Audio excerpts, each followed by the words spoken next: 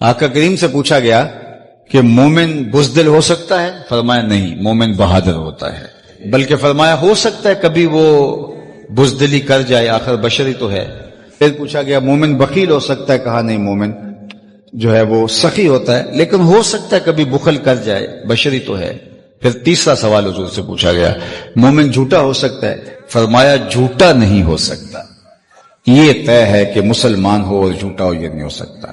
مسلمان کی زندگی سچ کے ساتھ جڑی ہے، اور اس آئینے کے اندر ہم اپنے ایمان کو، اپنے اسلام کو، اپنے دین کو پہچان سکتے ہیں کہ ہم کہاں کھڑے ہیں۔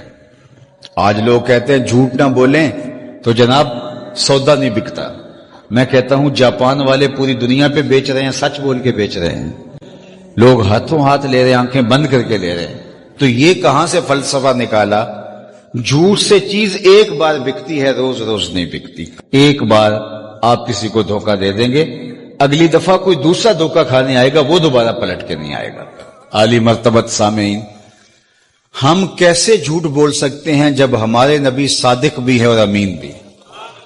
آج یہ امت اپنے آپ کو جھوٹ کے ساتھ جوڑ چکی ہے، تو یہ تعجب خیز بات ہے، کیونکہ ہمارے آقا کو کافر بھی صادق کہتے تھے اور امین کہتے تھے۔ جن کو غیر بھی صادق کہتے ہوں، اور جس آقا نے ساری زندگی سچ پہ گزاری ہو اور اپنی امت کو سچ پہ قائم رہنے کی تلقین کی ہو، وہ امت کس طرح جھوٹ بول سکتی ہے؟